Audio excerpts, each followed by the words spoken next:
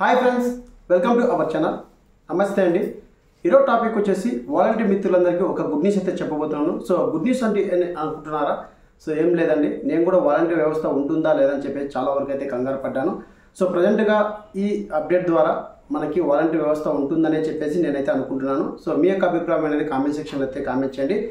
ఎందుకు ఇలా చెప్తున్నానంటే, ప్రధానంగా గత వైసీపీ ప్రభుత్వం మనకి కుటుంబం సంబంధించి ఒక యాప్ అనేది మనకి అప్డేట్ చేయడం జరిగింది కదా. అంటే హౌస్ హోల్డ్ డేటా అనేది ఒక యాప్ అయితే మనకి గ్రామ వార్డ్ వాలంటీర్ యాప్ అనేది GSWS వాలంటీర్ యాప్ అనేది అప్డేట్ చేయడం జరిగింది. అందులో కుటుంబన్స్ ఎవరైతే కేటాయించినటువంటి 50 కుటుంబాలు ఎవరైతే ఉన్నారో ఆ 50 కుటుంబాలకు ఒక వాలంటీర్ నియమించడం జరిగింది గత వైసీపీ ప్రభుత్వం. అలాగే నియమించినటువంటి 50 కుటుంబాలు ఏవైతే ఉన్నాయో మన ఆ యొక్క యాప్లో వాళ్ళ యొక్క డేటా అనేది పొందపరచడం జరిగింది, యాడ్ చేయడం జరిగింది. అలాగే మనకి ఎన్నికలు రావడం జరిగింది. అలాగే ఇప్పుడు కొత్తగా వచ్చిన కూటమి ప్రభుత్వం కూడా మనకి ఎన్నికల ప్రచారంలో వాలంటీర్ వ్యవస్థను కొనసాగిస్తామని చెప్పేసి కూడా అనడం జరిగింది. అందుకు అనుగుణంగానే వాలంటీర్ వ్యవస్థ ఉంటుందా లేదని చెప్పేసి చాలామంది అయితే కంగారు పడ్డారు. సో అందులో నేను ఒకరిని. సో ఉంటుందా లేదని చెప్పేసి కూడా నేను కూడా కొద్దిగా ఆలోచన అయితే చేయడం జరిగింది.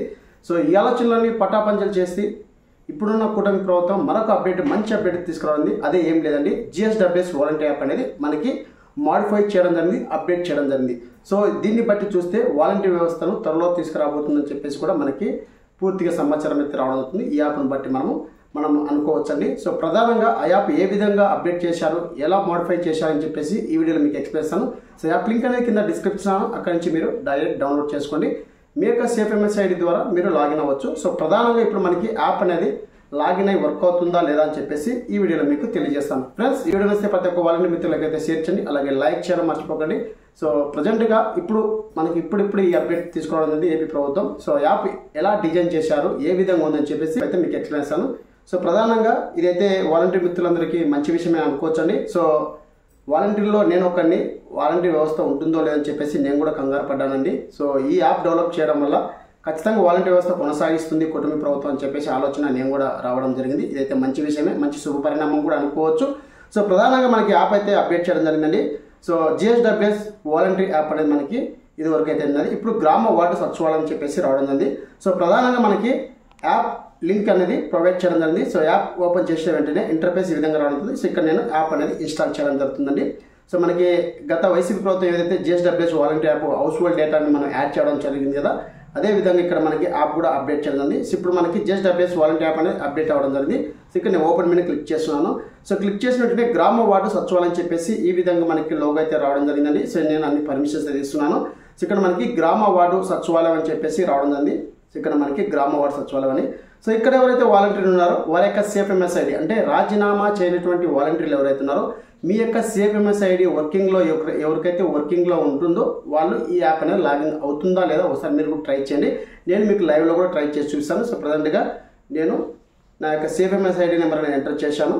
సో ప్రధానంగా ఎంటర్ చేసి ఇక్కడ లాగిన్ అనే ఆప్షన్ మీద క్లిక్ చేస్తున్నాను. క్లిక్ చేసిన వెంటనే ఇక్కడ మనకి డేటా కనపడలేదని చెప్పేసి రావడం అవుతుంది. సో 1కి 2 సార్లు నేను ట్రై చేయడం జరిగిందండి. సో ఇక్కడ డేటా కనపడలేదని చెప్పేసి రావడం అవుతుంది.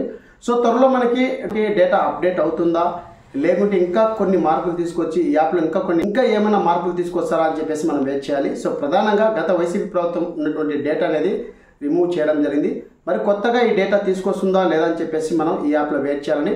ప్రధానంగా అయితే వాలంటీర్లందరికీ ఇది గుడ్ న్యూస్ అని చెప్పుకోవచ్చు. ఎందుకంటే వాలంటీర్ ఉంటుందా లేదని చెప్పేసి కంగారు పడ్డాము. సో ప్రధానంగా ఈ యాప్ డెవలప్మెంట్ చూస్తే ఖచ్చితంగా ఉంటుందని చెప్పి అనుకున్నాను.